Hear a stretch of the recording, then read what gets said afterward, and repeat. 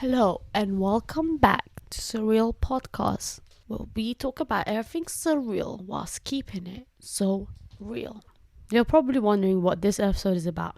This episode is about why you should reprogram your subconscious mind to stop feeling depressed.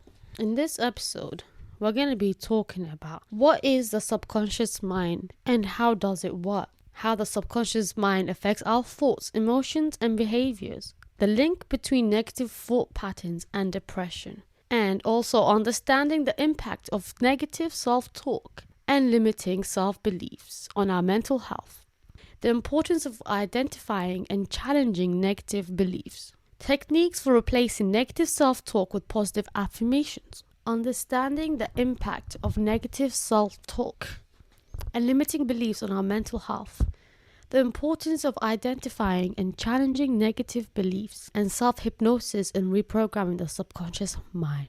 How to use visualization and self-hypnosis to change negative thought patterns and beliefs. This includes stuff like listening to healing frequency music, and I'll show you examples of that later on. What is the subconscious mind, you may be wondering? Our subconscious mind is the part of our mind that operates outside of our conscious awareness. It's responsible for our automatic responses and behaviors such as breathing and heartbeat. The subconscious mind is also responsible for storing our beliefs, and that's exactly what we're going to be talking about today. So, the subconscious mind. What creates the beliefs that get stored in our subconscious mind? I'll tell you what. So from the ages of 1 to 7 during our childhood, those are crucial ages that we need to be very aware of, because during those ages is when our mind is the most susceptible to suggestions, and that's when you could plant ideas into someone's mind and it could be stored in the subconscious mind for the rest of their life if they never become aware of it and where the belief stems from. Therefore, meaning they could never actually address it. So they could go on for the rest of their life thinking that it's normal, that this is how they should be. It's just how I am, as most people would say. Why do people say that? Because they're not aware of the subconscious mind and how it's sabotaging everything in their life. Isn't that right, little buddy? He said yes. And also, by the way, just for those of you who are not watching this video, you may be wondering, who am I talking to? I'm talking to my little stuffed animal. His name is Husky because I want to keep it basic because, that is a husky, isn't it? Please let me know if I'm wrong. What's your name? Woof, woof, woof, woof, woof, woof. Oh, sorry. We forgot to bring in the translator to translate for us. Anyways, I digress. ADHD moment, ha ha ha. So, we need to understand the impact of our negative self-limiting beliefs. Examples such as certain things and phrases we've heard when we were growing up as kids, such as, you're not good enough. Why can't you ever do this right? Why can't you ever be a good kid? What is wrong with you? You grow up repeating those exact same words to yourself. How horrible is that? Think about it. Repeating the same words that people use to tear you apart, to bring you down. Sometimes unintentionally, but it happens. Even from our own parents, our own family. By the way, family doesn't always mean anything in life. You could have someone that is your family and they could end up doing something very horrible to you. So, please, we're going to be listening to any future episodes. Let's get one thing right and let's be on the same page when it comes to this. Sometimes the label of a family, mom or dad or whatever, doesn't mean anything. So, moving forward, onward from now on, let's keep that in our mind. Family sometimes could be the biggest reason why we end up to we grow up into being a failure, because they neglected us, because they didn't care enough about us. Point is, they let us down. So, what are we going to do when we're older and we realize it's because of our parents? Do we also let ourselves down as well? So the world forgot about us and we forget about ourselves as well. Do you think that is the right way to approach things? No, that's the wrong way. We won't do that. And here's why not. It's very important to identify where your thoughts come from, because it's only when you become aware of those thoughts and that thought pattern that you keep on having, it's only then that you could actually fight against it. It doesn't mean you ignore it and act like it's not there. Quite the opposite, actually. You have to become aware of it. You need to embrace it. Give your problem a hug. Just hug it. Why not? I know it's weird, but any way to deal with it. As long as you could come to terms with it, that's the main important thing. Once you realize what those thoughts are telling you, for example, I look ugly today. Make a list.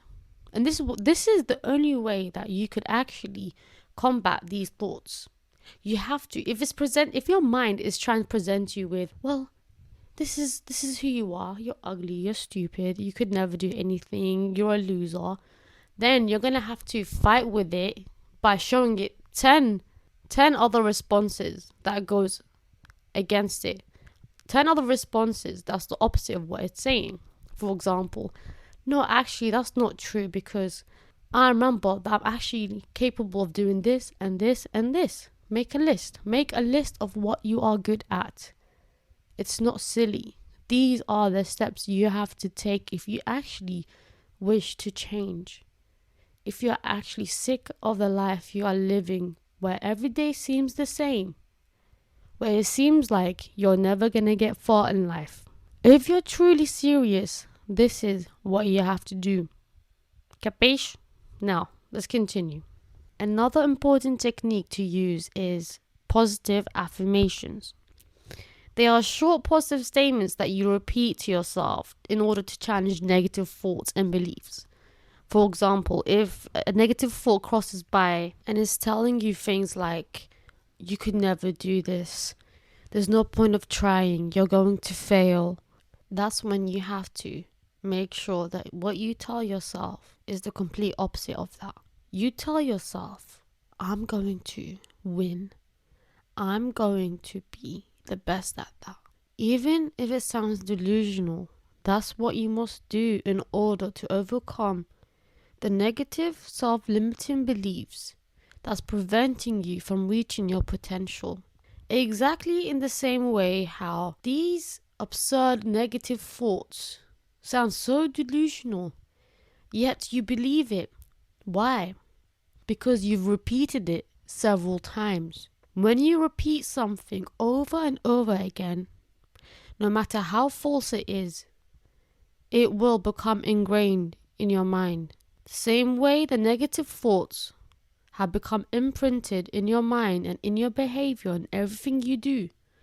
The same way you could then start enforcing positive thoughts and repeating them, and they will take over the negative ones. So, that was just one of the ways you could overcome your negative self-talk. Another technique is visualization. What I like to do when it comes to visualization is using Pinterest, for example, where you could create a mood board, curate a bunch of photos that you like, how you vision your life to be, or how you want your life to be in the future. You fill that board with everything that you want to come true. By doing that, it's helping you. When you are repeating words, when you are repeating certain affirmations, sometimes, just like how there are visual learners in life, sometimes we may need to see something in order for that information to be solidified in our conscious, and especially our subconscious mind, which we're trying to get deep into because we've left it alone for ages. And over time, it has gathered all the negative, useless thoughts that's been bringing us down. It's like dust piling up and you haven't cleaned the area. So now we are coming to clean our mind, to detoxify ourselves from the negative thoughts that's hindering us from making progress, from making real progress that we truly need. It's time to wake up and become aware of what's stopping you from reaching your potential. And I know it could be hard, but it's worth it. Now, let's carry on with the topic of visualization. So we've mentioned using Pinterest. Another way, if you like to keep it traditional, is to use photos, print photos or from magazines or newspaper or whichever source that's most suitable for you. You could cut it out, you could stick it on your wall, or you could put it into a scrapbook. Whatever you find works for you the best. Also, a good way to incorporate all these techniques, it's by creating a routine of what works best for you. For example, in the morning, as soon as you wake up, what do you think could help you to ensure you have a great day? For example, if you meditate, even if it's for 5 minutes, that's better than nothing. Meditate, journal your thoughts, write a list of what you wish to accomplish in that day. We're talking about daily routine here. Of course, you could then also expand into a weekly routine or a monthly routine and include a list of habits that you wish to do and keep track of. So, for some people, working out early in the morning really helps them to increase the energy and to make their mood better. It's a good way to start off the day by incorporating some form of activity to get your body moving, to move the stagnant energy that's been stuck. All of this affects us in so many ways that we are not aware of. It's through subtle ways. If we start to make subtle, small changes slowly, we could get used to it instead of shocking our body with these new changes.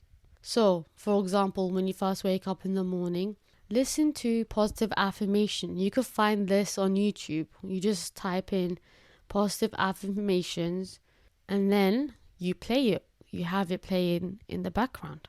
You don't need to repeat after it, but you could if you want. At least repeat 5-10 lines, however much you want. You don't need to force yourself to do too much because this is all new. So we don't want to do too much in the beginning and then we feel tired and like it's going against what we're used to. We need to trick our mind here so it could fall for these new changes slowly. Remember, slow and steady and consistently. That's the key here. So, by establishing a routine, it forms a habit. If I wake up every day and I listen to positive messages and I do that for the next 5 days, in a way, it turns into a natural habit. Well, I can't go without playing this in the morning. It's something I become used to, something I start to look forward to because it makes me feel happy. No one actually wants to feel unhappy. We think that we want to feel unhappy is because it's something we become so used to. And us humans, naturally, we are scared of the unknown. Another thing you could do is think about what makes you happy. Whether it's your hobbies. For example, with me, I enjoy being creative. I love photography. I love to write any form of creative writing, such as poetry. Recently, I started getting into songwriting as well. Any form of self-expression is very important, especially if you're the kind of person who doesn't really talk about their problems with anyone. If you're the kind of person who keeps everything inside, bottled up inside, then you definitely need to express yourself in some way. Now, if you feel too worried and scared to be vulnerable, doing it through artistic ways, it's not very in your face. And you could always pass off as, this is just creativity, you know. But you need to let it out. You need to let it go. Let it go. Yeah, let it go. And that's the only way that we could move forward. Because it's the same way, you know, when people say, emotional baggage. If you actually have physical baggage, 50 kilogram, and you're carrying it with you everywhere, you come across something that is amazing, something that is beautiful, that really catches your eye. But then you look at your hand and you see you have no more space. You have no more space for this new item, this new shiny thing. Maybe this thing that you actually do need, and then you're looking at everything else you're carrying with you and it's all useless stuff. So the same way, we have stored emotions in our body. Certain emotions we've felt, whether it's sadness, whether it's loss, that gets stored in our body, which manifests into, for example, illnesses, diseases, dis-ease, the state of being at dis-ease. Think about that. Where you don't feel at ease. Why? Because there's something that's stuck with you that you're not letting go. The pain. Allow yourself to feel the pain. And that's the only way you can start working with it. Listen to it. Listen to the inner child that's inside you, that's begging for you to pay attention to it. And realize that it needs you. Don't neglect yourself like everyone else has done so. You deserve better. You deserve to live the life that you want to live. There's a reason why you are here. Your existence is not insignificant. I promise you that. Same way how if we're looking at a puzzle and there's one piece missing. There's one small puzzle piece that's missing. No matter how small it is, if it's not there, the whole picture is incomplete. And that same goes to you. You matter and you are loved. And the first step you must take is you need to start loving yourself. Because it's only when you start loving yourself that the world starts to feel it as well. And it starts to love you back. We'll talk more about this in the next few episodes. In this episode, I just wanted to get you started with becoming aware of your thoughts. The thoughts that have been stuck with you for years. That's been taking control of your life. It is your subconscious mind that's sitting at the driver's seat. No more being on autopilot. It's time to become aware of what's holding you back. And that all starts with becoming aware of your subconscious thoughts and beliefs and reprogramming them in order to live a much happier and fulfilled life. In order for you to reach your potential, you are loved. And never forget that. You are important. You matter. And you must repeat this to yourself every day. We cannot expect other people to show us the love that we need from ourselves. Well, we have reached the end of this episode. Thank you so much for tuning in and for listening. And I really do hope that you embark on this healing journey with me. We could all be happier if we start to heal ourselves. This is Nasrin. Thank you for listening to Surreal Podcast. And I hope you'll tune into my next episode. Take care, stay safe, and goodbye.